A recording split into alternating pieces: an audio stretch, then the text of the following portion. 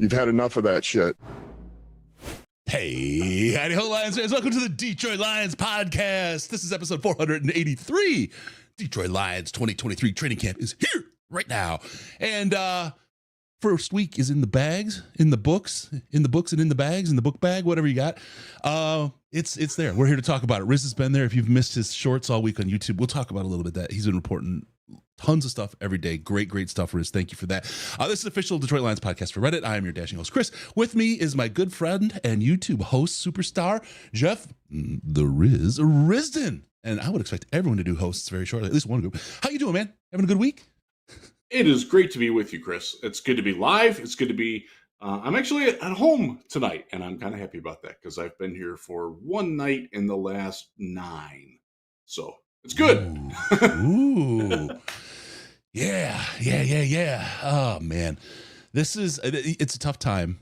A lot of traveling around, getting to camp every day and coming across the state is tough for you, I know, but you do it. And those shorts have been awesome. The coverage. I mean, we'll talk about the injury. We were like the first with that out there. It was really something. And not that that's something you're like really excited about, but just the immediacy is really nice. Also, guys, it depends how things go. I'm flying to Detroit tomorrow. We will likely have Gray up tomorrow with a report as well. Great video from him.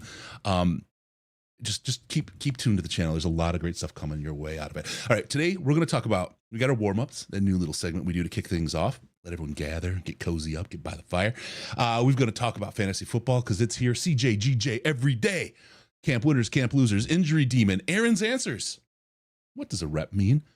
And we got a lot of other little sneaky treats in here too. A whole lot more. We got a great show lined up. Rizzy Riz, what do you think, my man? You ready to go? Oh, yeah. Let's do it. Let's kick this off and break it down. All right. I love this question, and it's not to pick on the person. The question itself is so great. Hey, Chris, what does Riz think of JMO's dropped balls? It's about time. Anyway. I didn't mean that, JMO. It's not for you. It's just a good joke. We'll talk about JMO a little bit. We'll get to that in a little Didn't know he had cryptorchidism. I heard dork in there. Look that one up, kids. Dork is part of orchid. All right, Steve Nicosia, thank you, sir, for the subscription. Appreciate you subscribing. Please hit the like and subscribe, just like Mike Hodges said in the chat. Give us that like, give us a subscribe. Other people can find us. It helps us out. It's this time of year where we want to really get that pumped up and show ourselves to other people because people tend to like us. Don't people like you, Riz? So do that, please. Sort of do. If you Thank really, you, Mike Hodges. I gotta give a quick I'll give Mike a little love. Mike has been a supporter of mine for a very long time, predating this podcast, and I appreciate your support, buddy. It's always good to catch up with you and to hear your feedback. It's great, even when you have to give me a little crap. It's good. I need that sometimes. Hodges is rocking, and Brandon Kerr is Fred Flintstone. Brandon knows what I'm talking about. Brandon and I go way back. Yeah. I got to talk about the training camp party really quick, guys. August 5th, this Saturday. Tickets are on sale right now, party.detroitlionspodcast.com, Uptown Grill in Commerce Township. It is an absolute fantastic time. Training camp by day, party at night. Come on out. Dan Miller, the golden voice of the Detroit Lions, will be there. We've got a lot of really good stuff to talk about. Your man Ash, the angriest Canadian on the face of the earth, will also be joining us there. We're still working, may have a special surprise, someone that you guys very much like. I know that. So please join us. Get your tickets. Tickets are just the price of dinner and the room. There's no extra juice on those things. There's door prizes and stuff you can win as well.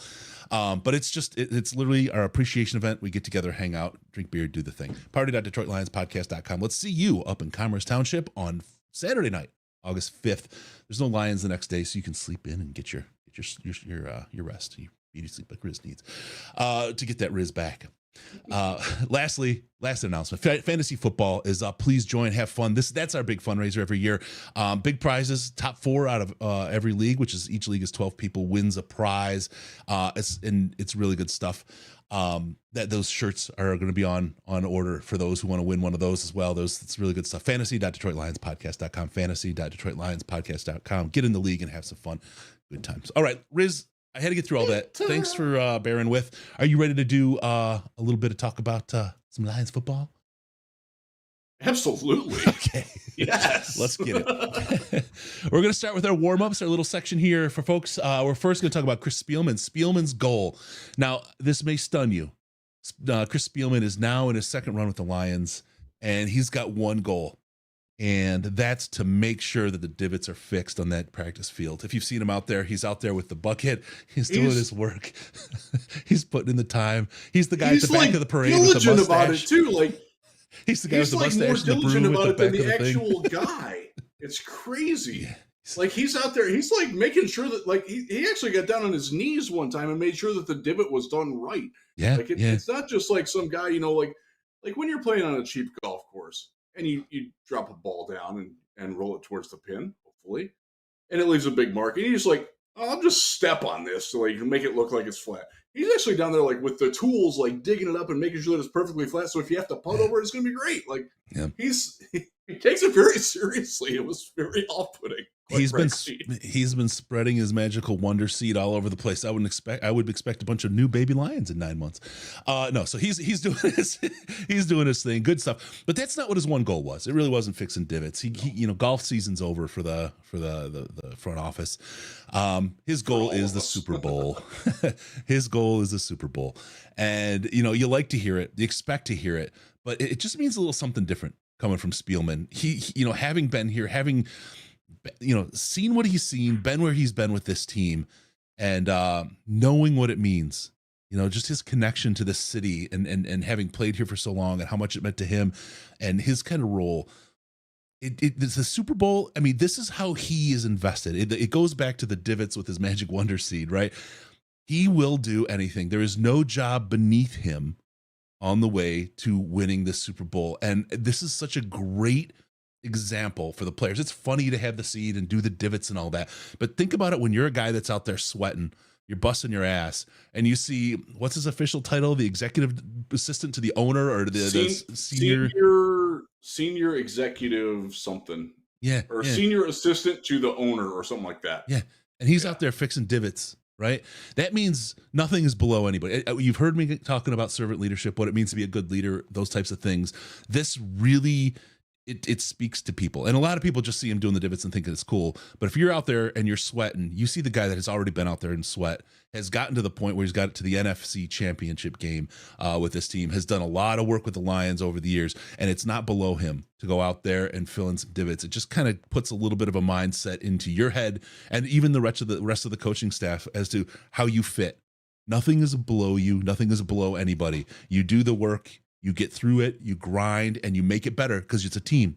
Everything you do is for everybody else around you. If you support the team, if you play for the team, and you put it out there for the team, you will all have a chance to be successful. And that's the message I think that Chris Spielman's is putting out there.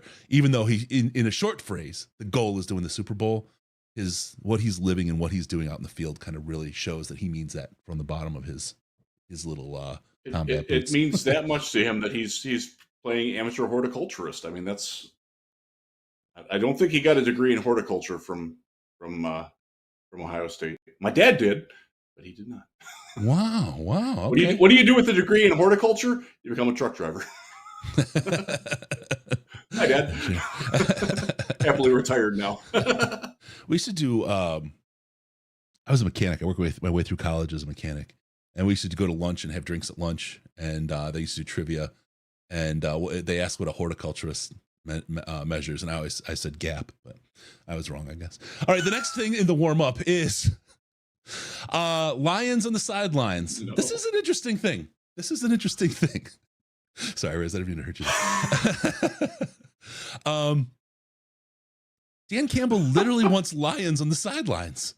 Like what? Like this isn't like it's different than a little bulldog at Georgia, right? A lion seems to be a pretty significant beast to try to keep and manage, and really like it closes off a whole part of the sideline for like running out of bounds, right? I mean, you just can't. It's a no-go zone. I think it's like Gladiator where they come out from the ground to the ground. Like if you get too close, I think defensively, this might not be a bad idea if you could slip it past Goodell, but I don't think that the league's going to look positively on that. They have apparently put the kibosh on it. Although Dan was quick. So this comes from, if you haven't seen it yet, Dan did an interview with Pardon My Take, which I believe is Barstool. And okay, yeah, that's not my world, but yeah, it was a fun interview. It was fun. It was like an 11-minute long video. I watched this on YouTube. Watch it. It's entertaining. It's fun. However you feel about Barstool, it was entertaining. I liked it. But they asked him, if he could get if he want. So when Dan was new on the job back in 2021, somebody, it might have been them actually, asked him if he wanted an actual line. He's like, hell yeah, man, give it to me on a chain, on a leash. I'll keep it on the sidelines. I'll walk behind the kickers when they're kicking, in practice with it. And so they revisited it, and he's like, yeah, I still do. And the cool part was, he said, Sheila didn't shoot it down. Goodell did. Sheila, woman of the people. That's it's fun. So just before we went on air here, we're doing this live on, it's Tuesday, right? Yeah, Tuesday. Yeah. So I had just published a story on this on Lions Wire, and I tweeted out somewhat, I don't know, just I hate that me writing about that little interview and Dan saying that he wants an actual Lion on the field will absolutely, unequivocally be the most read thing that I write all week, if not all month. And it's August 1st right now. And that really, really bothers me, because it took me, I didn't actually write that one on the crapper, but I could have. It took me, so I watched the interview for about 5 minutes, and then it took me about 3 minutes to write it and a couple of seconds to SEO tag it and all that crap so people will find it. I can guarantee you that will get 20 times the reads that my daily camp reports do, where I'm talking about everything that I saw and witnessed during the day, giving my take on it, breaking it down, and it takes a good 2 hours of post practice for me to produce that, and they do fine, and I appreciate everybody reading those. But this is the frustrating part of the job for all of us. I'll put collective media, sports media, on this. I've said this before. The most read thing I've ever written that wasn't a mock draft was when Simone Biles was a guest cheerleader for the Houston Texans. That is still, 6 years later, the most read thing ever on Texans Wire. You really got to up your game, Riz. It's that kind of fluff stuff that we have to do. It's like, well, it's like when you're a famous director and you've got to do like, Dude, Where's My Car? So you can do like The Godfather to that's exactly what it feels like. Like, we've got to do these menial crap, throwaway things that people digest. So you will hopefully come and read our actual good stuff and ignore that we have to do all this good. It's something that we wrestle with collectively on a daily basis, and it's frustrating. And I hope you do not read my story that I did that on Lions Wire to prove me wrong, that it doesn't become the most read thing that I do all week. Please make it the most read thing he's ever written. Please. I just want to. 27 million views is a lot to get to. We can do it. It's such an incredible. This is one of the things about Dan and Brad. People talked about Brad's marketing kind of background. Dan is a master at it as well. And I don't want to politicize this, but there is a president we used to have. I won't say his name for the people that get triggered. He was a master at marketing as well. And you've watched him tag people with names when he was political. Before that, the stuff he did and the stuff he sold, he was wonderful at it. And whether he just bumble-laughed his way into it or was actually a planned thing, it's the same thing with Dan. You don't know. A lot of people think he's a meathead. He's not a meathead. He's an actual X's and O's guy. I don't know if this is truly who he is. It's not an act, but I don't know, how, if he's just a born marketing machine or what. But the idea, this whole conversation, like to entertain it and then have the conversation, it's intriguing as hell. It absolutely is. And of course, it's not real, right? I mean, it's kind of a meme, but it's absolutely hilarious. It's a fun story. It's a fun little diversion. Yeah, it's something that you can talk about. Like we bombard him with questions about players and strategies and all that stuff, and if he can go and do this on the side with an outlet that's known for doing that kind of, like, good for him, man. That's cool. I'm glad he humored them and played along. Like, I want my coach to do that. I don't want Bill Belichick. What? Next question. Stop. Like, I don't want that. I want some life. I want some vitality. I like I give Jim Harbaugh a lot of crap, but our world is better for Jim Harbaugh being the head coach at Michigan, whether you like Michigan or not. Like, he just makes college football that much better. Deion Sanders being a prominent figure in college football makes college football better, whether you like him or not, whether you think he's a clown or a charlatan or whatever. We're better for him being there. Yeah, and I think absolutely. I don't mean to like compare Dan Campbell to them, but we are in a better place in Detroit because Dan Campbell is our head coach, whether you like him or not. Now, most everybody in Lionsland likes Dan Campbell and should, but that's I hope that came across right. Yeah. Let's see. Why the Lions? No post interviews today. No press conference. There was no practice today. They had today off, and they had like a team builder event. So that was that. Yeah, they were not in Allen Park today. A lot of requests for the gout shout out. He's on the mend. All's good. He's taking care of it. He's drinking lots of water. You have water today, Riz? I will. I do have water. Yeah, in my too. hefty Lions cup. I will. Water. I am gout free. I am actually barefoot tonight, but I'd show off my toe, but I don't want the feet people to get on. Oh God, dude, weird, man. That'll be the most views we ever got. You could do 2 in one day. A smush video like Peggy Hill. Oh man. All right. Let's see. Detroit Fan Man. I think MC/DC and Taylor Swift are the kings and queens of this Detroit summer. Hard to find anyone more popular. I don't think you're wrong there, Fan Man. It's comments. I agree.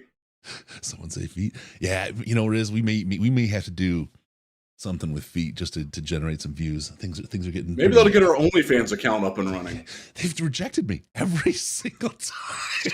It's a humiliating defeat. It's humiliating. All right, let's get to the next one. Jameson Williams. My advice is don't simp and don't pimp. There's this conversation about Jameson Williams right now, and JMO. Oh God, it never stops, Chris. It never stops. I rolled through Reddit for a brief period, and was looking through and saw, it came up, and people were like it was the whole, no big unwritten, oh, for God's sake, stop. Okay, you don't need to protect JMO from the mean men saying bad things. Okay, and to the mean men saying bad things, nobody gives a shit. Okay, nobody cares, including and in particular JMO.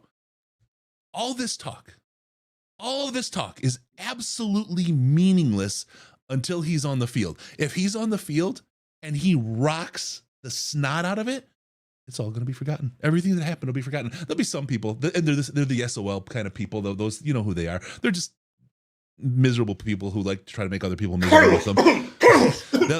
They'll try to remember it, right? They'll try to remember it anytime something goes wrong, and they'll try to bring it back up and do the thing. And then that's it. If he doesn't work out, if he doesn't pan out, he doesn't do anything, then all that stuff will come up. This is the reason we could tell there was all these. But you know what? You don't know. And to try to say, I told you so, I knew it from the beginning, you're a fool. You're an idiot right now. Don't even bother taking the stand. Don't be a dope and try to make a guess and be right and then forget about it if you were wrong. Just it's not worth it. It's the conversation isn't worth it. Stop. You don't know what you got. I can tell you've been on Reddit because that's the absolute attitude there. I'm right about this, but I'm wrong about the 79 other things, but we're just going to ignore all of those. Yeah. Okay, that was it. I just want to say, Reddit in a freaking nutshell. Don't simp for him. Do not pimp for him. Just let him do his thing, and then we'll see. And then you can be whatever you want and react. You didn't predict anything. Trust me. If it just happens to fall the way you did, you just took a side and ran with it, and it says more about your personality than anything else, right? I thought so. I stood in the media throng for about half of his interview, and he was there a long time, much longer than his handlers wanted him to be there. But he stood there and he took questions. He was engaging. He was actively listening to the question, not have canned answers. God bless him, he does not prepare for these things. He really doesn't. Sometimes that's good. We'll get to another one later where somebody absolutely didn't prepare either, and it came out awkward as hell. But I thought he. The one thing that I noted was when he walked up to the mic and like was walking through, it's like a genuine smile on his face. I saw that. Yeah. He was happy to be wanted and happy to be somebody important enough to ask all these questions, that there was 25, 30 of us standing around there with cameras and phones all pointed at him. Like you could feel that he had a real appreciation for how much that meant to him. Yep. Like, yeah, okay, this is what I wanted to do when I decided that I wanted to play football for a living.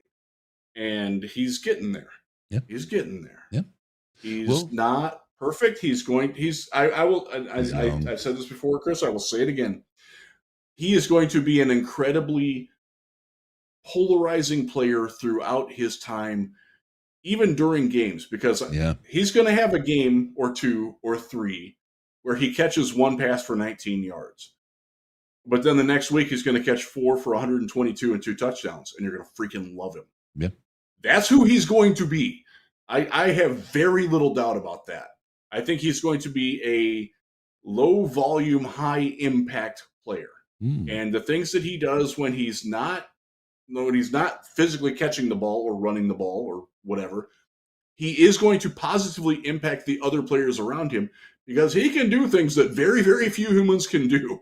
He can run really freaking fast instantaneously. Yep. Like, he gets off the line and it's like, wow. It's impressive as hell. It really is. And he's bigger than you think he is. That's one of the first things you hear when fans are like, I didn't realize J-Mo was that big. Like, he's not. He's skinny, but he's long. He's tall. He's taller than you think he is. He's legit 6'2", if not a little bit taller than that. Maybe with the hair. So one day he had his hair up, and he was like as tall as I was. That was kind of cool. But I just hope that the people who are pillorying him when he has the one catch for 19 yards and will drop a pass and will miss a block, because that he's going to have games. He's going to have 2 or 3 games like that this year. Yeah. That's just who he is. But he's also going to have the games, 4 catches for 122 yards, 2 touchdowns. He's going to do like he did the other day. Let's say yesterday. Yeah, Monday. That's the nature of being a football player, bro.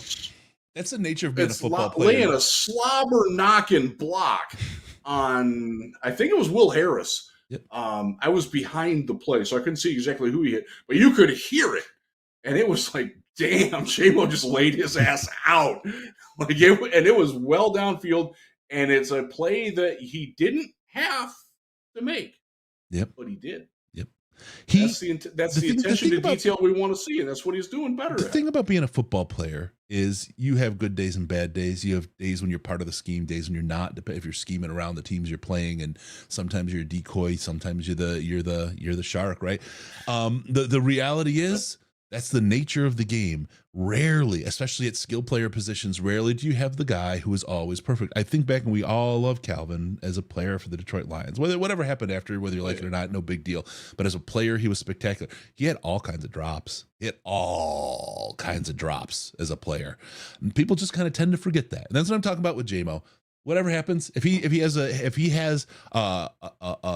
75% above average career, it'll all be forgotten. It'll be fine. It'll be just fine. It'll be fine. So just take it, ride it, and go with it. Enjoy it. Again, this is the time of the year where anything is possible, and you can truly, truly enjoy. You can hope for your team. You can feel for your team. You can take that ride with nothing to lose. Nothing to lose. You can if you want to temper it back at the beginning of September, end of August, you can do that. That's fine. But enjoy the ride. This is the time where, as a football fan, if you, instead of being I should put it up. There's a media person who's called it a joke of a franchise in the middle of the season last year, and now he's all like, boo, unicorns and rainbows. You talk about that kind of a swing. I don't know who you're talking about, Chris. I legitimately don't know who you're talking about. Yeah. I don't want to know. Yeah. I don't need that shit in my life. Right. Well, yeah. I mean, like, especially if you're covering the team, right? What is this? That's not. Oof. Anyway, this is the time to enjoy it. Just enjoy it. If things go bad, they go bad. That's it. But as a fan, if you want to always be angry, man, there's a million other things you can do to be angry. Hit yourself with a hammer all the time and Go do woodwork or something. Then you can be angry all the time. Just Get enjoy gout. it now. Now's the time to enjoy it. All right, let's get into this. Eat some spinach and watch it down with an IPA. All right. CJGJ all day. He's an absolute force already. Riz, this week, and you know, doing a wrap up of the week, and we'll get into that even deeper on the next topic. But I wanted to talk about CJGJ first because you go from he's here, we get to see it, he's looking, he got hurt. Oh shit. Oh please no. Oh please God no. Right, that was the thing, and then it was just a couple hours later, not as bad as we thought. All right, he could come back. Boom, he's back. He stands in front of the media. He takes the media to task, whether deserved or not, right? Whether deserved or not, right? His point is, I'm here, motherfuckers, and I am not taking anybody's shit. That's basically what he said that day in front of the media. That was it. He's like, I am not going to stand here and take your shit. And it's not that anyone was giving him any. He was just making a statement, right? Well, it's a perfectly innocuous question from Tim Twentyman. Yes. It was, of course, like, and it's Twentyman too, right? It's like, yeah, Tim works for the team. I dare say that CJ doesn't know or care that Tim actually works for the Lions. It was something. So I was standing there, and I was standing behind Corey, and Corey Woods filmed it and put it up on Twitter. And I was standing directly behind Corey. I'm always in the back because I'm the tall guy. Mm-hmm. Raven's taller than me. He likes to stand next to Reisman, so he looks even taller. Everyone looks tall next to him. A 6-year-old looks not tall. Everyone, but most people do. Yeah, Jeremy's not a height 5'6". guy. That's not who he is. Anyway, go ahead. Anyways, and it was one of those situations where, like, normally when we're getting in the crowd around there, like we're armed with questions that we want to ask, and all of a sudden after the first two answers, where he's like spitting, like, I don't want to say that it was hostile, because I legitimately don't think he meant it to be hostile. He was just making a point in his way. But we were all scared to death to ask another question. Yeah. Who's next? Justin? Next question. That's what he said. Anybody? Next question. Who's got the sack to ask the next question is what he said with 2 words. Exactly. Next question. I loved it. I freaking loved it because, and again, to do that to Twentyman, who's a wonderful guy. He's an absolutely wonderful guy. Tim's a great guy. Yeah. To do that to Twentyman sends a freaking missile across the bow. I mean, it sends a nuclear bomb across the bow of everyone else standing there that you do not mess with this man, especially right now. So I liked it. I liked seeing that. The other thing that he's doing is that he is bringing that sort of mentality to the Lions, and it is a mentality that has been missing, and they've missed it badly on the field. Yep. Like we like in general who MCDC and Holmes and guys have brought in. They haven't had that kind of guy since cocky Darius Slay before Patricia tried to knock all that out of him.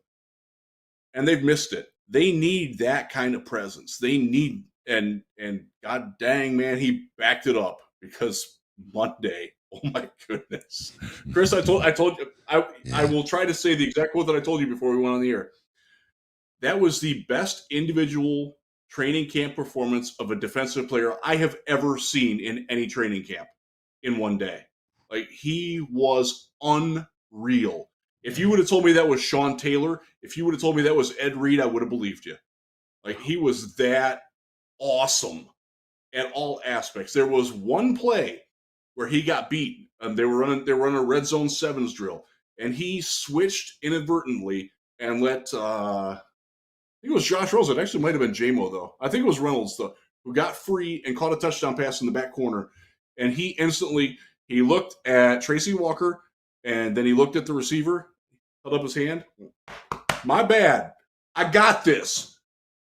Like, that's no passing the buck. Like, Yep. I'll talk about somebody who isn't there anymore. Jeff Okudah never would have done that. Oh. Jeff Okudah would have looked around and pointed and wondered, was that me? Was that my guy? Yep. Should I acknowledge it? Like, no, this guy, CJGJ, is there to to let you know that he's the boss, man. And when he's playing great, he's unreal, man. He's like, we've seen it. If you've watched him play with the Saints, if you watched him play with the Eagles last year, he brings that edge, and it is infectious like the flu, like he said. He does, like, I've seen more of that kind of attitude, and I don't mean attitude at all disparaging there, from guys like Jerry, guys like Kirby. Yep. Rodrigo's put a little bit more edge on this year. I love it.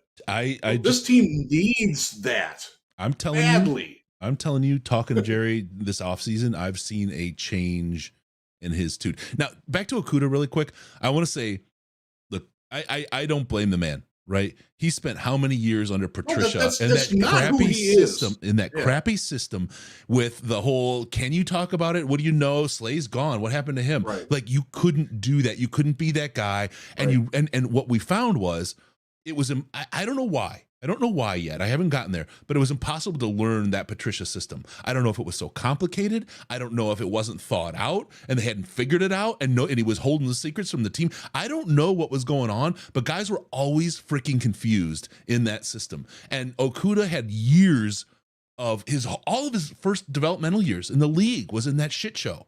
You know what I mean? And that's why I don't blame the poor guy. His everything foundational for him was wrong. And people talk about, Jared Goff. Oh, he's broken. He was done when he was the Rams with McVay. Thank you. He can't recover. He's done. Really?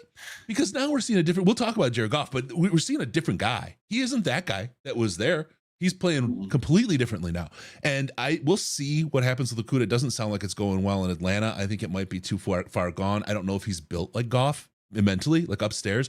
But I think that his first couple years in the freaking league with Patricia ruined him, and that's too bad. It's too bad. But and the injuries, but to the point I made, that's not just personality either. Like, that's just not who he is. Yep. He's not that truculent, braggadocious person that CJ is naturally. But I'll tell you, talking to Jerry, I think this team needs that. This offseason, talking to Jerry is changed. He's been changed by CJGJ. I agree. Cam you can Sutton, see it. Tracy being back and being there noisy. All of them have really, like all the guys running around. If you saw them, they were in their seatbelt gang shirts there during camp, during mini camp. We got shirts to all the players, and they were wearing. It was great. I got a great picture with Hutch in the shirt. I was pretty proud of that. But seatbeltgang.com, by the way, if you want to get one of those. But yeah, great stuff. I mean, they are truly across from the secondary all the way to the line. They are truly a different group than they were last year. And that leads to this question that comes from Detroit Fan Man in the chat. Is Jeff more or less confident that this defense can outrank the offense this year? I frankly will be surprised if the offense is better than the defense this year at the end of the year. There you go. Chris, can you get the door behind you, the villain decal, like the door in the Lions or War Room? Just wait till you see what's coming. Just keep an eye. Stay tuned. I got something. It's sitting over there right now, but I got to get ready for the party. All right. Here we go. Let's get on to the next thing. So, training camp party, August 5th. Be there. Yeah. CJGJ all day. Did you want to talk about Monday? Because after that interview, he did rip it off. I mean, he had a day. Yeah. Monday was just great, and he was requested again from us in the media to get the next day to follow up. He didn't. We got JMO instead. We got JMO for a very long time instead, and we're happy with that. But yeah, it was the exact message that I think again, the team needed that kind of snarl, that kind of attitude. Like, you need that guy. That defense needs it for sure. You do. You like, Alex Anzalone's a great leader. Tracy Walker is too. Absolutely. They're not somebody who's going to, like, they're not going to stomp on you when you're down. And CJ is. And like Sue brings that edge. They missed that. He's the Sue of the secondary. Yeah, he absolutely it was very well received. Once we got over the initial sting of, like, holy crap, he's coming after us. Why? Because we legitimately did not do anything, and like we had no clue that was going to be coming, happening, whatever. Yep. It was eye opening, and it wasn't something. Would I prefer him to be a little more professional about it? Sure, but then it wouldn't have been him. It wouldn't have. Chris, we talk all the time about authenticity. That's who he is. Yep, and he's comfortable being himself in that environment. That's great. Yeah, like that's leadership. That's empowerment. That's a guy who's going to make a difference because he's not throttled. Like there's no governor on that engine. He's going. I love it. Yeah. I want to say, will the refs call a fair game in the KC versus Lions game and so forth this season? Oh, absolutely. In that game, they will. It's the first game of the season the world is watching. Highest rated game of the season. Yeah. They if they make a mistake, it'll be truly a mistake. It won't be any kind of higgity diggity riggity thing stuff they're talking about. It'll be for real. And I think they're going to do a really, really good job. I'm stoked for that game, win or lose. I'm stoked for that game just because it's the start of football, of course. That we are on the biggest stage of the season. I just smell it in this team. It's going to be a fun one. Win, lose, or draw. It's going to be a fun one to watch, man. It's my wife and I celebrate our 27th wedding anniversary that night. It's also the 27th anniversary of the night that Tupac was shot. So I hope. Oh wow! I don't expect the broadcast crew to honor me and my wife's anniversary, but I kind of hope they play some Tupac or something just in the background as like bump music, just to acknowledge it a little bit. Yeah.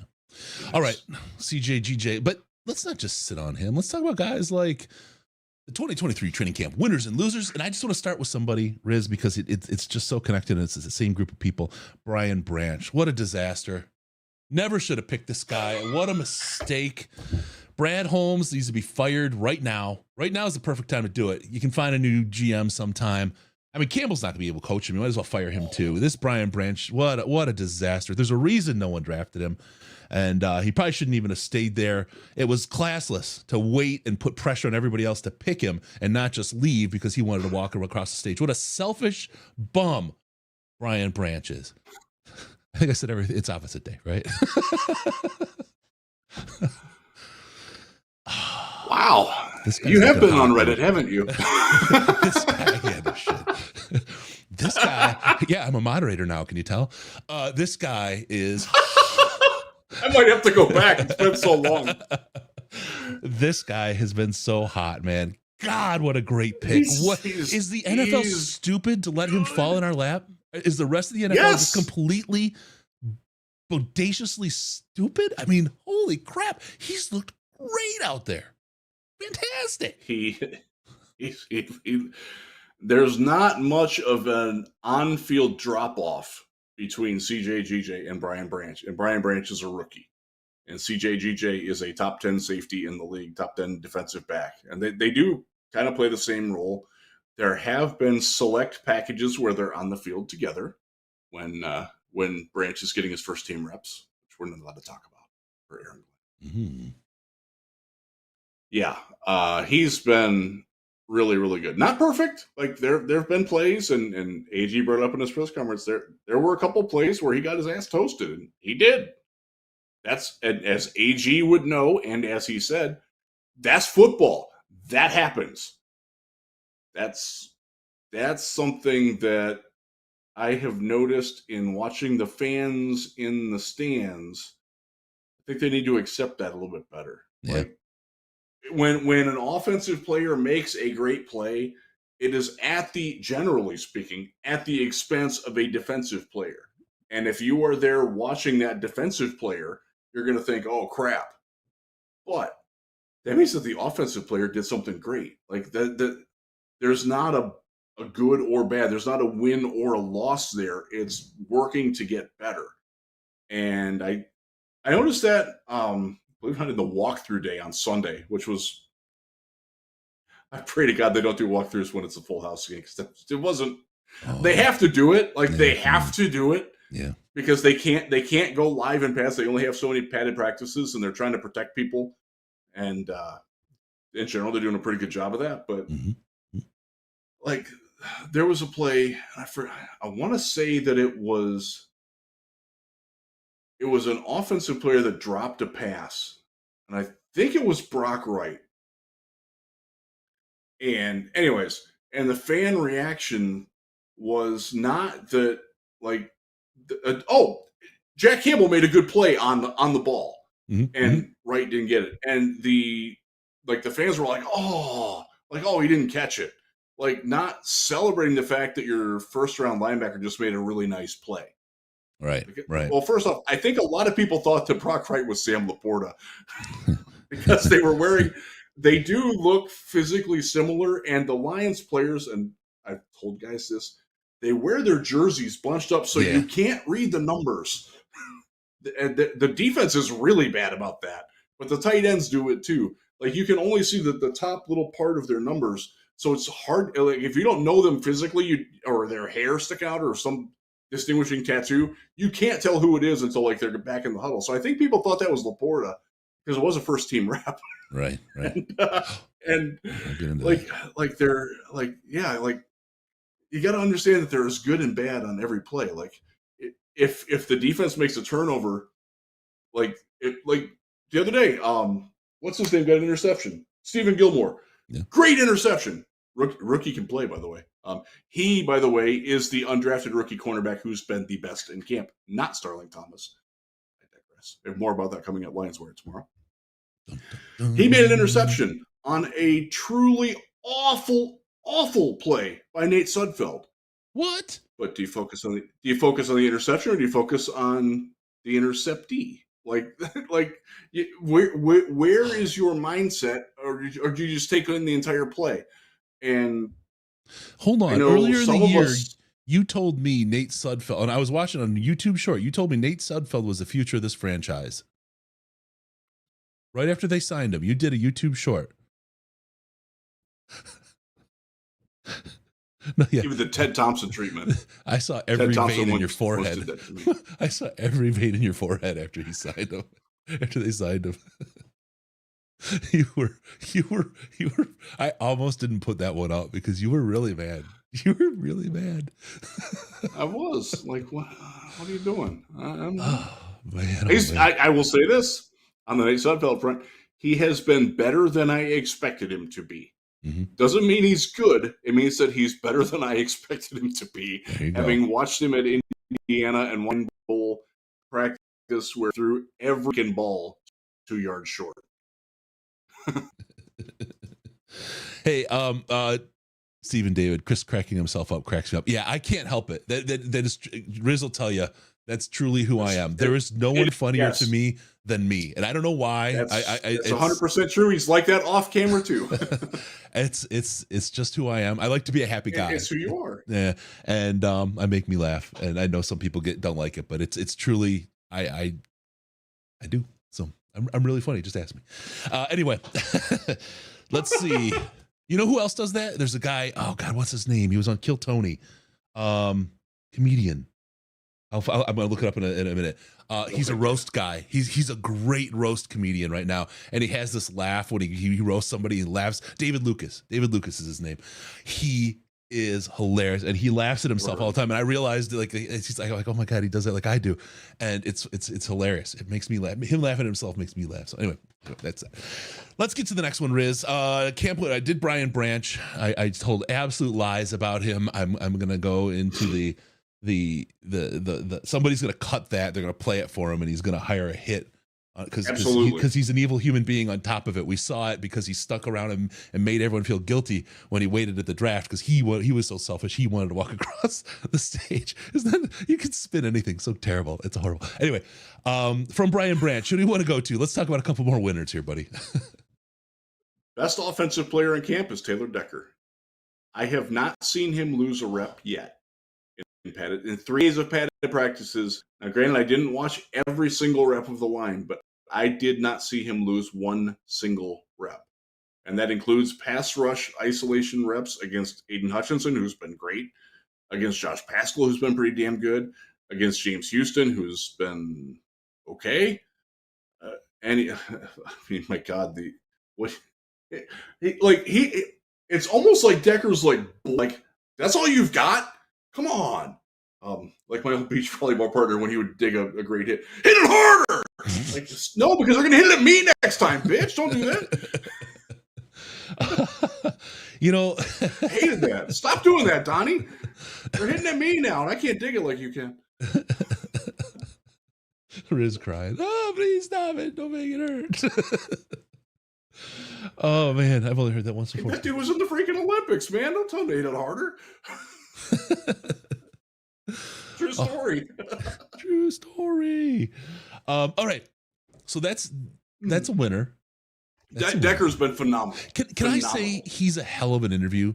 That guy is so cash. Like when he was up there, did you? It was earlier in the week, or like one of the first 2 days, day 3 of camp.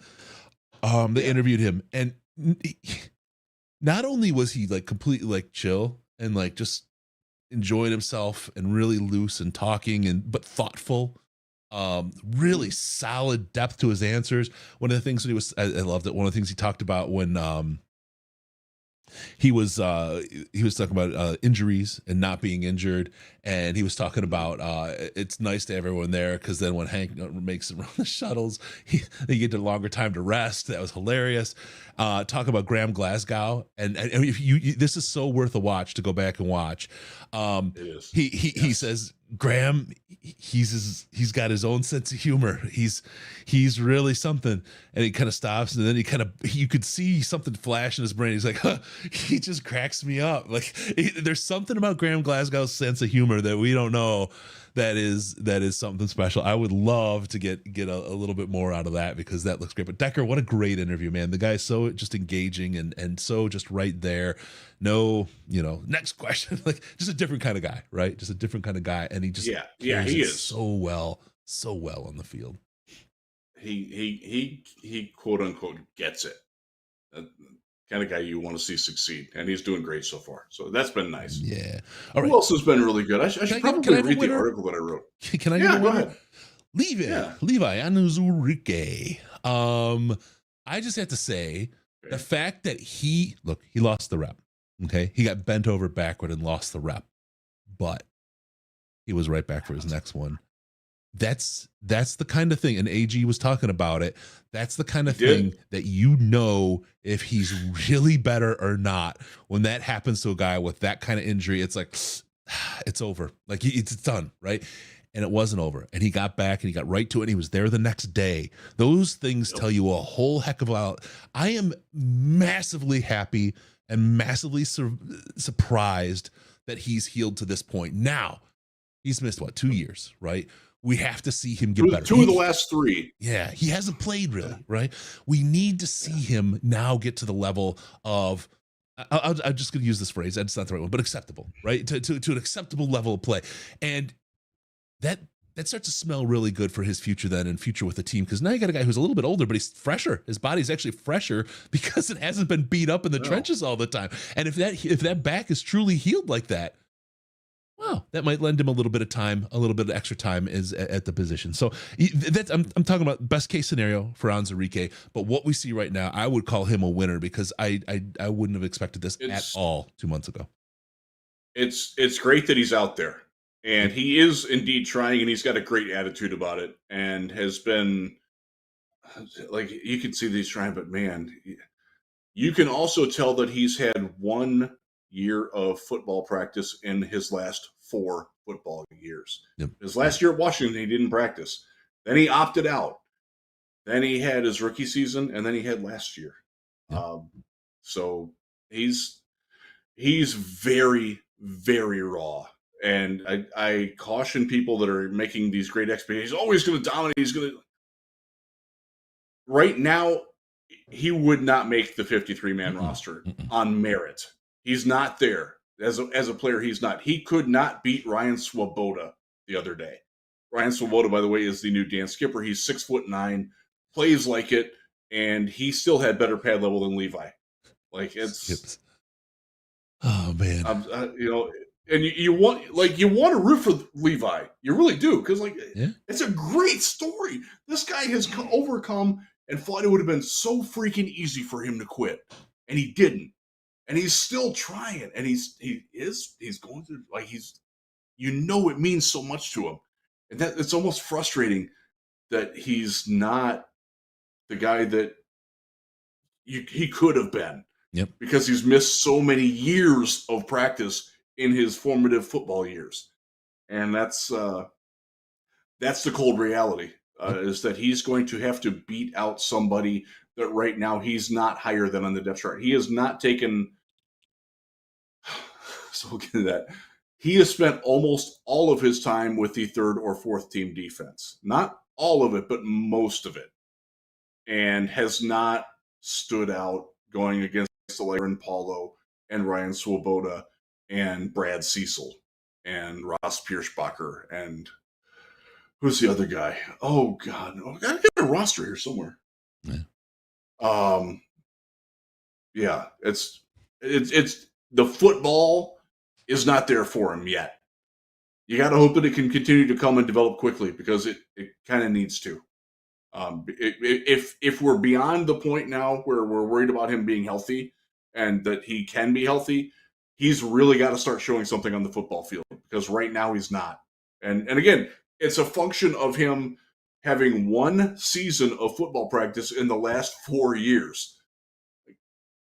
That's the expectation you got to have for Levi right now, because if you're going out there thinking that he's a guy who's a second-round pick like Josh Paschal, who's been great, been really good, been a lot better than him, like that guy isn't there anymore. That's not who Levi is anymore. He's a guy that's struggling to make a team right now, and he's putting his best foot forward, and he's got time, but he's got some work to do. I got a roster right here, but it's got it's in this bag right here. It's got Jeff Okudah, DJ Chark, David Blau, Tim Boyle on it. I just kept it handy for the last year. It's kind of fun. Oh man. I found one of those like 3 years ago from my last Texans camp. I'm like, oh yeah. The other thing I have, this will be heavy. You know what this is, right? Oh, Senior Bowl. Got a Senior Bowl roster right here. Just like to refer to these things every now and again. I got to rotate the roster after training camp this time. We'll have it. Yeah, Don H. We all want Levi to succeed, and I would love it. I would absolutely love it, and I hope. We've talked about it. Don't count on it. But boy, would that be awesome if he did. He's we'll see if he can put that muscle on. We'll do it. Let's see. Okay. Cool. Let's give me one more winner, Riz, and then we'll hit some losers. One more winner. Let me find my article. I wrote this like last night. How about can we just hit Dan Skipper really quick? He went to the Colts. Poor guy. He did. He's a loser, not because he's a loser, but man, the Colts are a shit show. I love Dan Skipper. I do too. I love Skips, but he's at the Colts, and that's a shit show right now. It's a disaster over there, man. So real quick on that, I tweeted. I think the exact comment I put on it was, "This is worth your time to read," and it was Greg Doyle's hatchet job in the Indy Star, which I'm loyal to that paper. I delivered that paper in 1984 and 1985, District Carrier of the Year, 1985. I tweeted that out to show people, like, first off, you think Detroit media is bad? That's Indy. Secondly, you think Detroit's ownership is bad? That's Indy.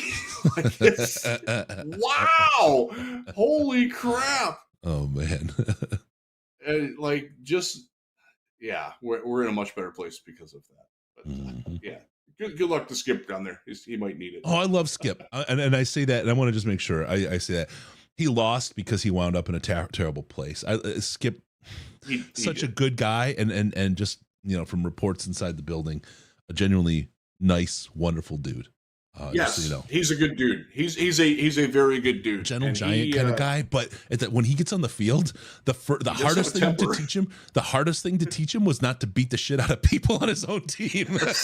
Yes. Jared Goff a winner. Casey, I would say that.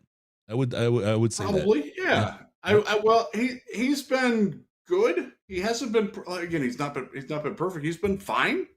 He threw Monday was his worst day. He was really, really good the date it was super hot. That was Friday. Oh my God, that was hot. He had media members changing their shirts halfway through practice. We were drenched. That one short that I sent you, it was wet. You were glowing. Just so you know, I had no AC for a week and a half because I had a $3,600 AC repair. It might be hot there, but you ain't Florida hot, baby, in August. No. It was close. Yeah. I was okay. I found my article. Winner. There you go. Derek Barnes. Oh, there you go. Barnes. And I'm going to be lazy, and I'm going to read it. I'm going to read what I wrote because I'm tired. Yeah. Barnes is in the competition for a starting linebacker role entering his third season in Detroit. It's obvious Barnes has put in the offseason work and dedication to giving it his best shot. The college edge has seen more looks rushing the passer than he did in his first 2 training camps. That's 100% accurate because I wrote it. Barnes is also showing quicker play recognition and block avoidance, 2 things that he needed to develop for him to remain in the linebacker rotation. So far, so impressively good. He put a freaking licking on Jahmyr Gibbs on Saturday. And he's been really good in drills so we're not supposed to talk much about specifics of scheme, but if you've been to camp, you will note that there have been a lot of five-man front looks, and Barnes is a natural as one of the flanks in a 5-man front. And you'll see it in camp if you're there. You might see it in preseason when they play the Giants in a little over a week, because he's been really good in that role, and it's a different look. And when they do, there was a play on Monday where the 5, Barnes was wide right, Hutch was in here, Broderick Martin, who also made the winner's list, was the nose, Kaminsky was left, and Charles Harris was wide left. And they were unblockable. Like, they washed over the offensive line. Now, it was a second-team offensive line, but they washed over them like it was like the red tide rolling in and killing all the things on the beach, like making the seagulls drop dead. You ever throw Alka-Seltzers at seagulls and watch them burst out? Maybe that's just what we did for fun as kids. I would never admit that. Shorts of Lake Erie. And on any kind of public forum. You're going to get petitioned. Kang! What's up, brother? I see everything, Kang. People eating tasty animals. I'm looking for you, man. I'm looking for you Thursday. I'll be finding you. All right. Yeah. But, Barnes has been really good. And so there's a foursome trying out for a twosome with Campbell, Anzalone, Barnes, and Rodrigo. And right now, I think that's the only 4 linebackers they keep. They might keep another one for special teams purposes. We'll see on how that goes. But who starts out of that and who's come up, like, you'd be hard pressed to find much separation at all between 1 and 4 there. Like, and it might be Anzalone's number 1 on Saturday and number 4 on Wednesday. Like, it's that they're good. It's a very impressive group. Now that they have a defensive line in front of them that knows how to keep them clean, this is the manifestation of the defense. When Dan Campbell said, I think we're great with what we got up front right now, we're good, he's not wrong, because they don't want playmakers up front. Everybody's talking, we don't have Chris Jones, we don't have Aaron Donald. It's not what this defense is built around. It's one of the reasons why they didn't particularly like Jalen Carter, because he wasn't that guy. They want technically sound, smart football players who facilitate things behind them to come forward and make plays. That is Aaron Glenn's vision for the defense. And so far this summer, it looks freaking good. Yep. Absolutely. Happy about that. It is. And this is not your father's defense. This is not Chris Spielman's defense, where they had Robert Porcher and, oh God, who all they have? Like that group. And even like going back to like Jerry Ball. And like, this is not a defense that requires a dominant defensive line. It requires a capable one. Yeah. Now we've seen Aleem look pretty good. Not all the time, but pretty good. Like he's as more mobile. The he's best more mobile of for that sure. group. Yeah. Yeah. He looks great. He's gorgeous. And he's gorgeous. He's gonna give teams some problems. Teams that don't have good communication up front are gonna struggle a lot with him. And that's like gravy, because what he's doing is he's making Jack Campbell, Alex Anzalone, Rodrigo, Barnes behind him better. Broderick Martin's doing the same thing, because if you're trying to move Broderick Martin back and push him into the linebackers or get off of him to get out and make a combo block, it ain't happening. Ruggs can do that too. Like they have reshaped and reformed the defense to be that style of defense. The back is more important than the front, especially in the run game. And that's not something that we're used to, because it's antithetical to what Patricia tried to do and what the dude who's in Green Bay now, Joe Barry. That's one of the reasons why I'm down on the Packers, because he's still their defensive coordinator. They're too dependent on their defensive line to make plays. If you've got that, that's great. But if you don't have it, don't force it. And right. I think last year, Aaron Glenn tried to force that a little too much. And I think he's gotten away from that. And I think he's got what he wants on his defense now. And that's why Dan Campbell's comfortable with their front line. And I am too. I'm going to trust my coach on that. Don Burr has a good one. And we'll see. I want to ask you, does this fit in the loser category? There's two names we haven't heard. The first one, these nuts. We didn't expect to hear that one. But the real one we're really interested in is about the commish, John Kaminsky. Where's he been? He's been okay. Not a lot of noise. Again, he's not in a playmaking role. So you're not going to hear a lot about that. Josh Paschal is more of a playmaker than he is. And I would say that you're probably going to see Paschal show up more than you will Kaminsky. But he's doing fine. He's in no danger of losing his job. He's been good at what they ask him to do, which is not to be Aiden Hutchinson and going and blasting through Penei Sewell before he got concussed and like making Matt Nelson look like a college defensive end, which he was. Well, you hear that story about the concussion for Penei, and evidently he had talked to the media afterward. It didn't seem like it was going to be a long-term kind of thing, but it's like, come on, blow it back a little, Hutch. We don't need to hurt some people here, right? Like you can do your thing. You still the move, man. The move that Hutch put on Penei was like, and Penei, like after the rep, was like, "Damn, man! Like that was nice." Like it wasn't like, "Oh man, I just got beat." It's like, "Oh crap, that was really good." Like, ain't nobody stopping that. Yeah. That was the exact attitude that he had, that Decker had, and that like the entire offensive line was like,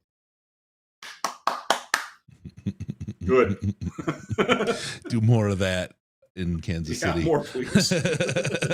In Kansas City, though. Yeah, the especially Saturday, but Friday and Saturday, Hutch was off the charts good, man. Yeah. It was Chris, as you know, I am a massive Myles Garrett fan. I love Myles Garrett. I think he's arguably the best defensive player in football. I am not going to say that Hutch is to that level, but you see at times like he's doing some of the things that only Myles and very select few others can do. Mm-hmm. And I don't think that a lot of people had that on their bingo card for Aiden Hutchinson. That he could draw a comparison even on just one play. Like Myles Garrett does that. Like not many people would make that. He's doing that, folks. Trust me. I'm a massive Myles Garrett fan. I've watched him in person in Browns camp several times. Hutch is not that far away from that as you might think he is. Nice. And I don't think you're allowed to bring binoculars, are you, as a fan?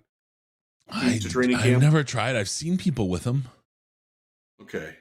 We are in the media, but so one of the highlights of our day is Aiden Hutchinson is always the first guy off the field into the cold tubs. And when he gets out of the cold tubs, he is deliberately and quite obviously doing like male model poses as he's toweling off. And it's freaking hilarious. I'm famous for that Sears underwear pose, that tighty whities, kind of one leg up, elbow on the like knee. he knows we're watching. He knows Like so the cold tubs, if you're at training camp, you're on the far side, and there's like the VIP family and friends tent. It's right in front of the indoor training facility, and the tubs are behind that. He knows that like all the friends and family can see him, and like the coaches and the players as they're walking off can see him, and some have given him some crap for it. Like, what are you doing, dude? But Ragnow walked by him one day and was just like, no. Yeah. But it's fun. And again, that wouldn't have happened under a couple of prior coaches. The two prior coaches. I don't want to say Caldwell was no fun, but it just wasn't like guys weren't free to be themselves like that under him. And then Patricia would have been like, put your freaking clothes on. It was a good old-fashioned Southern revival. You know what I mean? But it wasn't that football that you need and you want. And it's interesting because I get the character piece. We talked about this, I think it was the last show, you know, how, you know, the difference between character, like you had with Caldwell, and character, like you have with this Detroit Lions, right? There's a whole different attitude. Jim but there's Caldwell still was top-line character amongst those players. Yeah. Oh, Caldwell was a wonderful human being and a good coach. Yep. I'm not sure that he would have been the right coach for this particular football team, as I don't think he was the right coach at the end of the Stafford era either. Yeah. To revisit that real quickly, I didn't like seeing him fire, but I also didn't mind it. And I wanted them to get Mike Vrabel. Didn't happen. By the way, Mike Vrabel versus Dan Campbell. All my money's on Campbell. All of it. There you go. All right. Give us one loser. Give us one loser, then we'll move on to the next topic, okay? Julian Okwara. Oh, I got to find the exact quote. Bear with me while I surf through my 6,000 emails that I got here. Aaron Glenn training camp quote sheet. All right. Let me scroll down. He was asked by, I want to say this was 20man who asked this, revisiting where I was at, on how linebacker Julian Okwara can take a step forward. And AG's deadpan tone, keep practicing. That's what training camp's for. And no one's grandfathered in here. Every single one of us in the media read that as he gone. Yeah. Yep. Because Julian has been repping almost exclusively with the 3s and 4s and has been worse, or I shouldn't say worse, less effective than Levi Onwuzurike has been against the same talent. There's just nothing there. It's time for him to show, and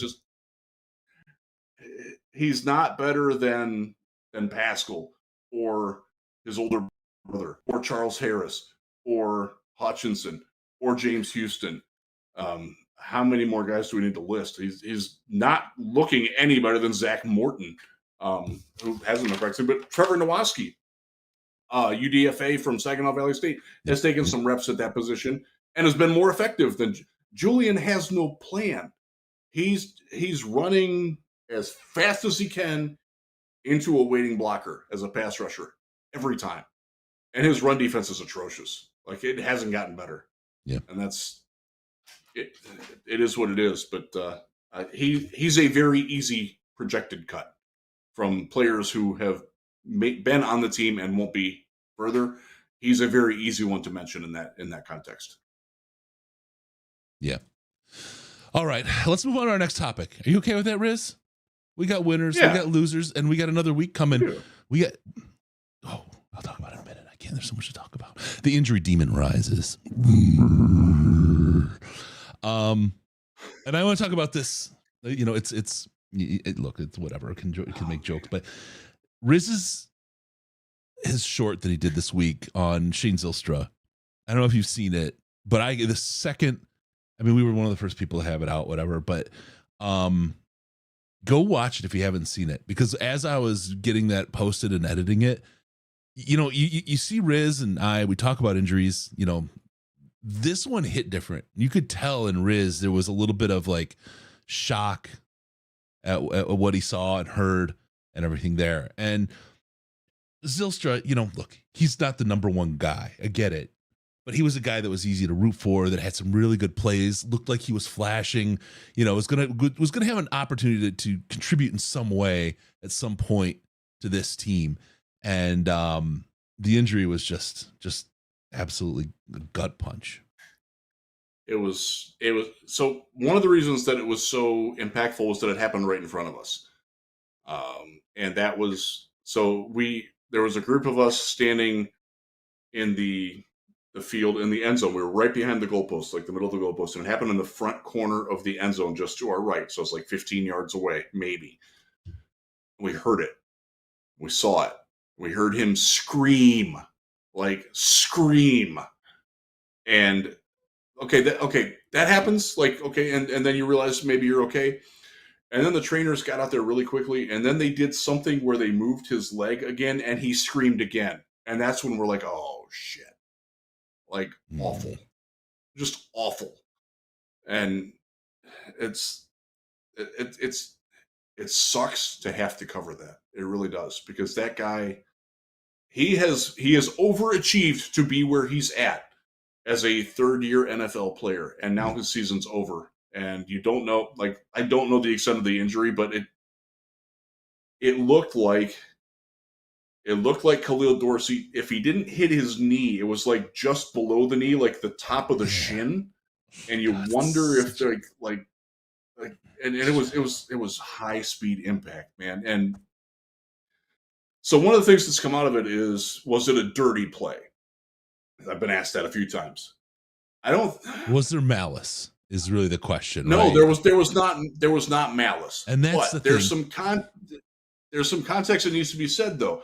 Earlier in drills, Dorsey had a chance to make a play on a ball where it was Maurice Alexander was running a seam route in the same 7-on-7 drill. It was actually like the first or second rep, second team, and he didn't. And one of the coaches, and I don't know who it was, yelled out at him, "That's where you make a bleeping play." And he's like, "Yeah." So this was like 4 or 5 reps later for him, and he went and he made a play. And it was a terribly stupid decision to go low on a guy who was just coming down. It was not a good throw. The throw was too high from I think it was Adrian Martinez that threw it. Might have been Sudfeld. Doesn't matter. It was close to a hospital ball, and it wound up putting him in the hospital. And that's why they're called that, and that's why you don't want them thrown. But also in training camp, you do not dive at your teammates' legs. Just don't do it, man. And I don't think it's just, I think it was stupid. And I hope that there are repercussions for that. Now, Dorsey's a fringe. If you do my good friend Eric Schlitt at Pride of Detroit does the roster stack. I haven't looked at it, but I'm going to guess that Dorsey is somewhere in the 70s on the roster stack. And that's not going to help him get up above 53. We're going to start doing a roster stack too, I think. Takes a lot of time. I defer to Eric. I guess you just don't have to do it nearly as good, and then it's good enough. The injury thing is absolutely terrible. It's absolutely, and Zylstra's thing, again, such a likable guy, and it's just, yeah. And he was in legitimate competition to make the team. Mm-hmm. Didn't know if he was going to, but he would have been around. I tell you what, in those red zone drills, both in minicamp and even last year, he was really good in the red zone. He had a niche. And did he catch 3 touchdowns one game? He did. Yeah. He did. Yeah. He did. He would have been around. He's and so he and James Mitchell are sort of jockeying for that spot, and Brock Wright too. And Zylstra was different than them. And I'm not sure that James Mitchell or Brock Wright can replace what he did in the red zone packages. And he was also in on special teams a lot. So it is, look, it's not a big loss. It's not Sam Laporta, but it's a loss, and it was preventable, and that sucks. I hate that. Yep. Hate it. Sucks. All right. Injury is inevitable. Unfortunately, it happens to everybody in the NFL, and this is, it's not just preseason, it happens during the season. It's just it seems And random. Look what happened to It's Joe just Burrow. a mess. Joe Burrow's out for And he could realistically miss week 1 on a non-contact injury where he's rolling out. Like Jalen Ramsey gone probably for the year. Like it happens. It's a thing that happens. It's basically random, and it sucks. Yeah. Now, Naeem Hines got injured on a freaking jet ski. Part is that it's not somebody like Jared Goff. CJGJ was a scary one. Decker would be a terrifying one. So look, when these things happen, I hate to say that you're glad it's somebody else, because you're not really glad it's anybody, but they're going to happen. You really, really, I just can hope. I hate to say it because these guys work just as hard, but somebody from the bottom of the roster that's not as impactful when the number comes up that somebody's going to be there. It just stinks, because look, if it's Goff, if it's Goff right now, and it's like what happened to Zylstra, your season's over. You're not signing anybody to carry this team. It's done. The season is over. All the hopes, dreams, and everything that people are looking at right now just aren't going to happen. I don't know how quick you can get Hendon Hooker out there. And look, I wouldn't have high expectations in Kansas City anymore, but 3 games, 4 games in, maybe he could be like some kind of prodigy. Yeah, I really like the idea of Hendon sitting for a year and learning and growing. It's something that doesn't get to happen in the NFL anymore. And you've seen it happen with with Aaron Rodgers. You see it happen. A lot of good quarterbacks come from that. I think it's an opportunity. I think he's a guy that could really benefit from something like that. But it happens. It's here. I hate that it happens to anybody. And we'll just move on, but we just want these guys to say okay, and let's not see any of that. Laporta, no news on why he left practice. Riz has been going up and down the sidelines, offering all kinds of favors. Not one of us in the media saw him leave. We don't know. We did not see anything. He did not come up blame on any plays or whatever. We don't know why he left, and nobody was there today. So. Yep. We will hopefully find out tomorrow. I will tell you that that's probably going to be the first question that Dan Campbell gets asked at his press conference at 8 a.m. If it's not, it's because he talked about it before we asked the questions. Yep. All right. Let's get to the next one. Get your fix, get your ticks. Training camp party coming up August 5th. How about that? This Saturday, it's time. A couple tickets left. Your chance to come down. Today's August 1st, folks. I want to put the urgency on you here. You've got 4 days before you can be sitting, like, what's 4 days? 96 hours from now. You could be sitting with Chris and I and Ash and all kinds of really freaking cool people. Dan Miller will be there. Dan asked me the other day what you should wear. I told him, whatever you want, buddy. You look great. Favors from Riz right there. Yeah, no, he's Dan Miller will be there. He's fantastic. You guys all know that, right? Dan will be there. Riz, me, Ash. Work on a couple surprises. We'll see how that goes. There's door prizes. Your ticket covers your dinner, all the soft drinks you can drink. The appetizer salads, all that whole thing, and the room in the show. There's no profit. This is all for fun. This is all for the folks that come and to hang out. We do a live show, and then we hang out till the place closes, which is 2 a.m. or they kick us out. Yep.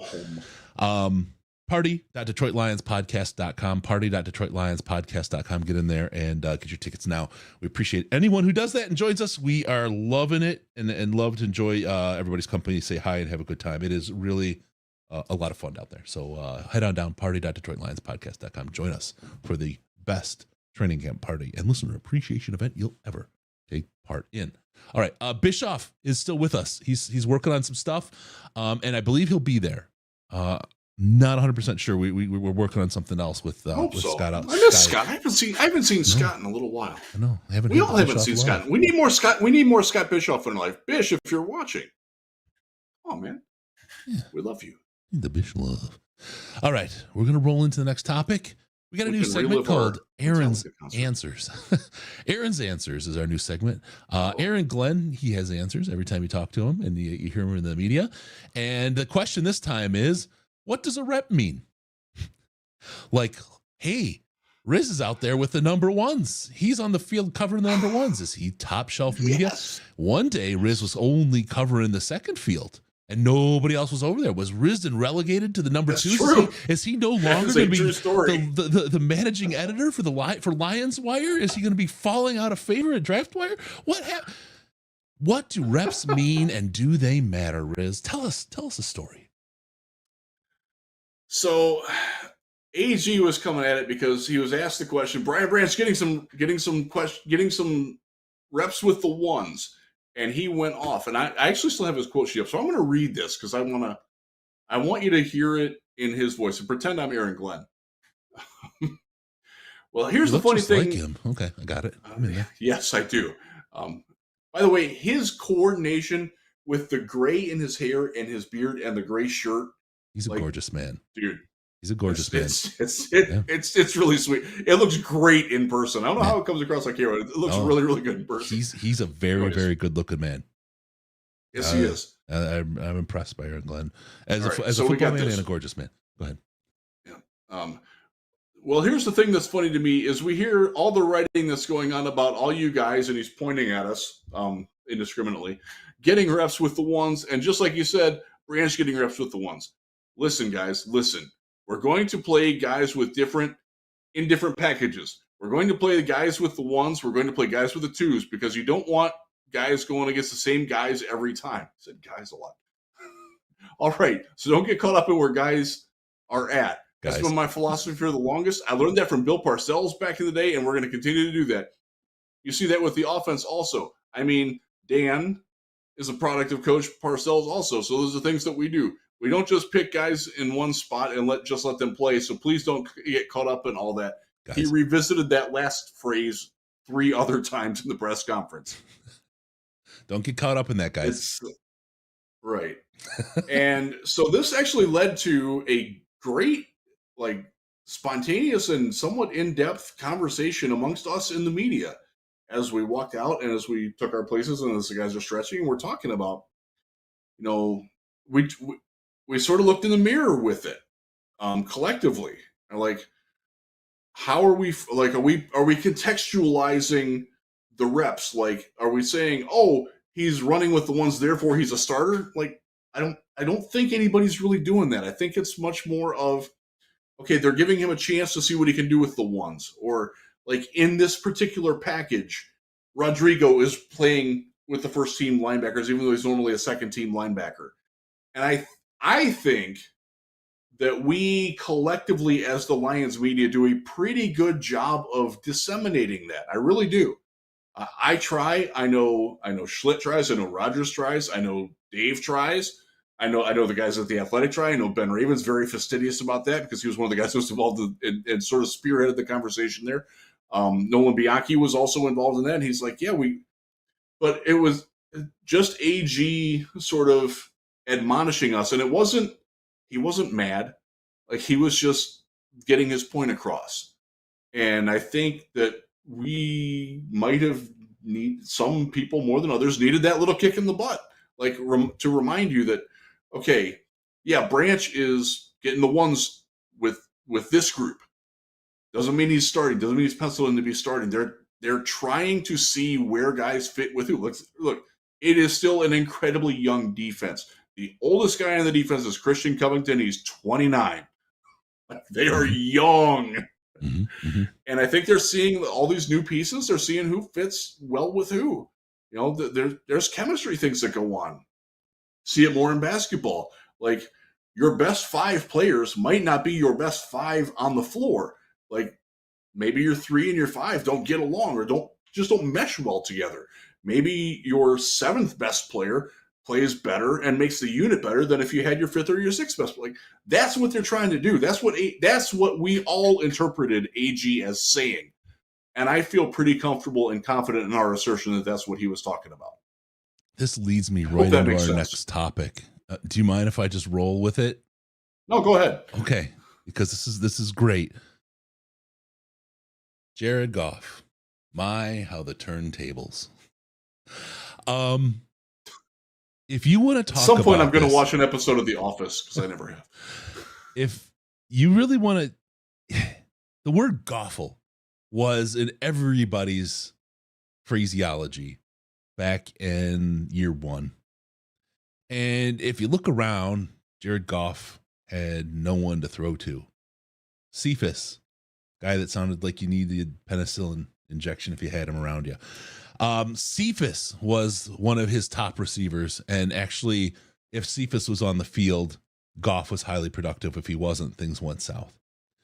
Now Jared Goff is looking pretty good. Last year, Jared Goff, no interceptions in ages, right? What's the difference in Jared Goff? Yeah, he's played a little more, but he was washed up. Remember, McVay told you he was a piece of crap. Everyone told you he couldn't do anything. He was terrible. Look what he did that whole first year with that players. He couldn't do crap. And then what happened? He was terrible. Terrible is too strong, but he was not good. He was not good. But he was not good. But just like what? And this is where people's evaluations this is a good but. Because just like Aaron Glenn just said, when you put somebody else in who might be a 2 in with the 1s, they may suddenly look like a 1.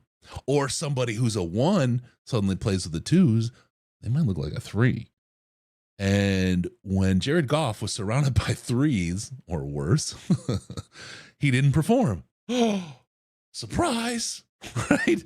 That's why they're doing the plug and play of different people, because there's no better way to see what the talent level of these guys truly is than to take them with different levels of talent around them, because then you understand what they actually bring, how they improve the people around them, how they're improved by the people around them, and vice versa. And this is where the Jared Goff thing is with me. You surround him with weapons, you surround him with an offense, all of a sudden, guy's not so bad. Guy's pretty good. There's a lot of people saying we can go to the Super Bowl. We can go to the Super Bowl. Huh. 2 years ago, it was fire Goff, get rid of him. Oh my God, burn it all down. This is terrible. We got hosed. We took Goff. We got an extra pick to take Goff. People made that accusation. It's the same thing. It's the same thing. You're going to start singing Gasoline from I Prevail. Oh my God, I could. Ken Button, Goff stood toe-to-toe with Mahomes in the best game I've ever seen, and his Rams won. Goff was a gunner in that game. And that was one of the most fantastic NFL games offensively that I think I've ever seen. There's a lot of talent in Jared Goff. He just needs talent around him. I think back to Matthew Stafford and Chris Durham did you know that they were roommates in college? Chris Durham was his guy. His guy behind Calvin. Calvin got hurt, and Matthew Stafford was one of the worst quarterbacks in the league. It was not pretty. It wasn't that Matthew Stafford got worse. Good players need to be surrounded by good players. It's the way it is. It's the way it is. It's kind of like Joe Flacco. Joe Flacco went to a Super Bowl with a fantastic Ravens team. Yep. When he went to the Jets and they were terrible, guess what? He sucked ass. Yeah. I don't think Tom Brady would have done well there. I don't think Aaron Rodgers would have done that. Unfortunately, Aaron Rodgers has a better team now. They might have done a little better. Yeah. The only thing I'll say is that they are definitely better at their position. But yeah, like Goff is right on that line for me of being a guy who can he needs the good talent around him. I don't think there's any question about that. But is he a guy that can also make marginal, if he had to play with a lot of 2s, can he make them close enough facsimiles of a 1 to raise the team up? I don't know. There are times he can, and there are times when I think he can't. And I think the proof's going to be in the pudding on it. And I think that's why they haven't given him an extension yet, quite frankly. Yep. Just my guess. Yep. I don't know that. Just my guess. I think they want to see that. And it wouldn't surprise me at all if he did that, because he's in a good spot, man. He and Ben Johnson together are significantly better than the 2 of them apart. Yeah, 100%, 100%. So anyway, that's that. Just kind of being observant, right? You know how I am. I like to observe. Yeah. I wasn't out on Goff, and when everybody was, I was like, I just think there's more to this guy. I really, really do. I really do. I think as we look back, that 2021 team, I don't think we realized at the time how awful the skill position personnel was. Yep.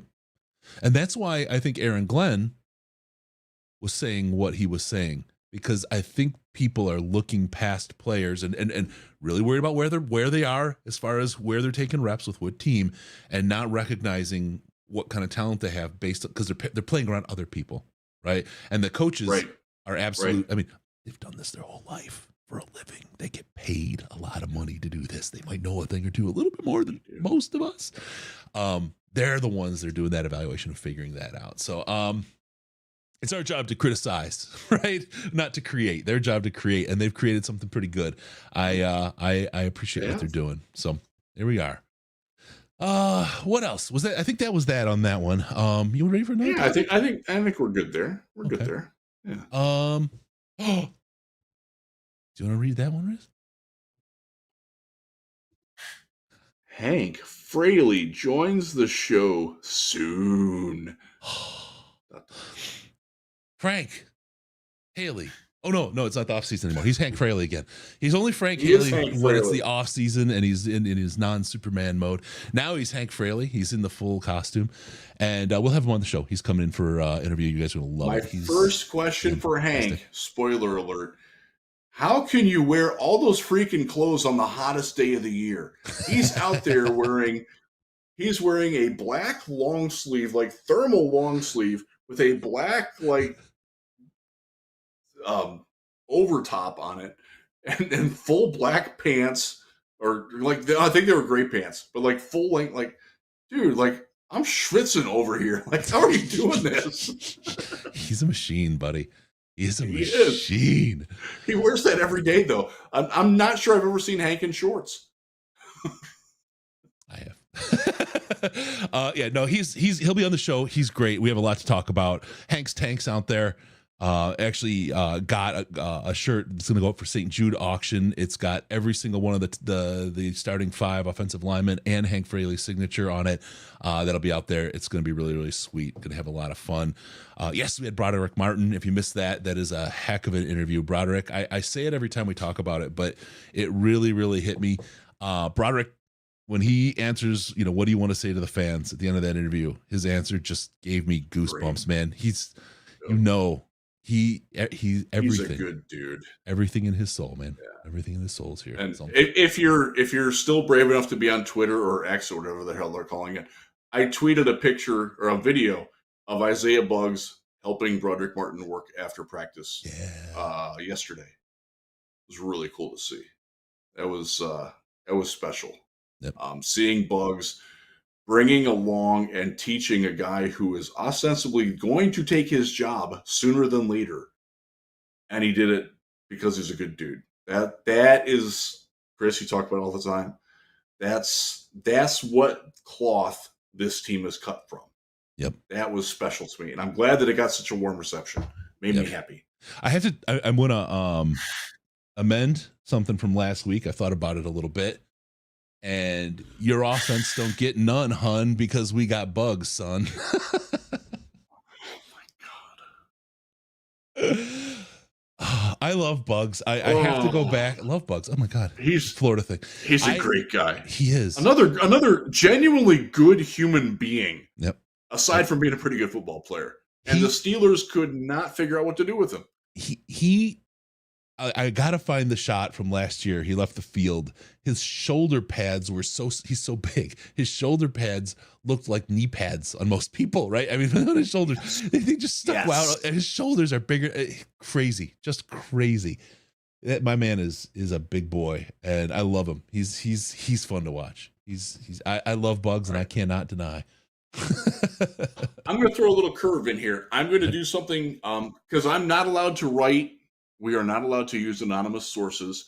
And I was told that I could, by the person who sent me this, that I cannot use his name as providing it to me.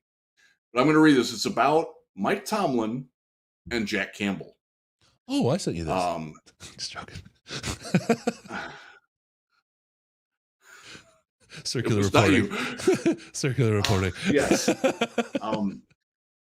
So this is Campbell. This is Tomlin on a somewhat private call with some media members and also some high-rolling season ticket holders from the Steelers. Said, and this is how I'm going to read this exactly was sent to me as a Twitter DM. On Jack Campbell, LB from Iowa. Quote, I never saw anything like it. No one on the team said anything without checking Campbell's reaction. No one ate until he ate. Total alpha. Then he was asked to follow up. Were you surprised he was drafted in the first round? Tomlin's quote, absolutely not. He's the complete leader and tough guy. Now, can he cover running backs on third down? That's the question. But I'm not betting against him. Some love from Mike Tomlin for Jack Campbell. And I have to do that anonymously because USA Today actually has standards. I try to follow them. I like my job. I don't want to get fired. Where we are not allowed to do anonymous sourcing. We are allowed to quote anonymous sources as quoted by other people, but we are not allowed to do like. Well, that's why your site doesn't get shut down for putting vines up. That's true. That's why when in the draft time, I can say I believe the Lions are really high on player X. And I know they are. Or I can say, I know that the Lions are not interested in Jalen Carter. And I did know that. But I can't tell you why. Because I would literally lose my job. And I like getting paid. I like eating. I like driving. I like doing these things, and I couldn't do that without that. So there are times when I, as an author, editor, analyst, have to ask you to read between some lines, and I try to make it pretty clear. Chris, you know this. Longtime people who follow me for a long time know this. You probably have figured out when I'm saying that or when I'm just offering an opinion. And I try to make that pretty clear. And there are times when you like that. That's why. Unlike the one like I get a nugget like that, and I can't write it. I absolutely cannot write that. Unlike the other beat writer. The other beat writer who doesn't wash his hands, who writes between the lines. Oh,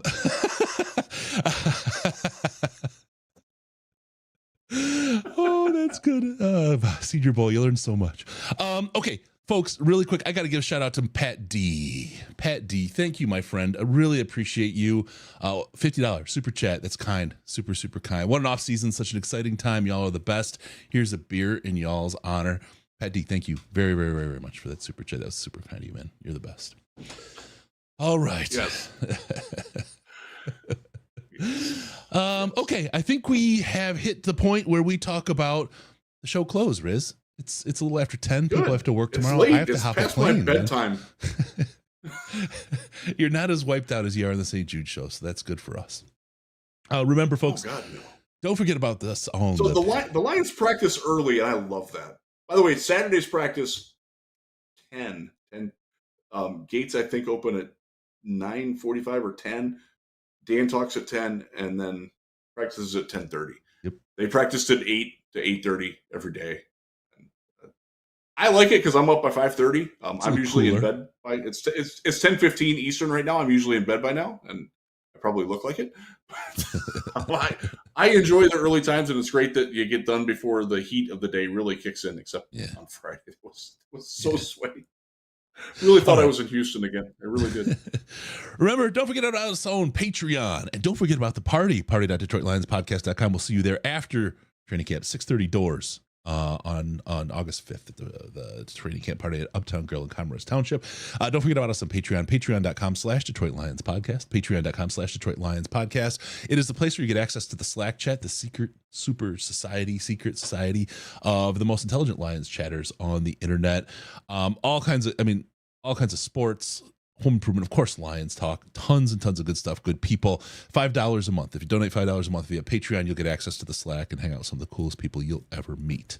Also, follow us on Twitter at DET Lions Podcast, DET Lions Podcast, and you'll see us pants free. I guess it's Twitter or X. I don't know. OGs here, whatever. The Threads thing, I don't know. It seems it's there. We're Detroit Lions Podcast there. It is what it is. Give us a call via Skype, Detroit Lions Podcast, all one word, Detroit Lions Podcast, or call us on the Lions line at 248-782-8384, 248-782-8384. Also, 248-RUB-YOU-FUG. RUB-YOU-FUG. That's the magic. Be sure to go to Detroit Lions Podcast, subscribe to the podcast, because we do Riz's favorite thing, which is I get to come into your ear holes automatically. Right.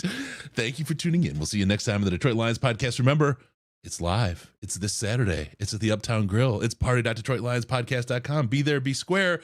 If you can't, if you're too far away, whatever, join us. It'll be live. It'll be a good time. I guarantee you don't want to miss it. No pants, no toasters, no hot tubs, no problems, because we're your Detroit Lions and Reddit Connection. Thank you, everybody, for joining us.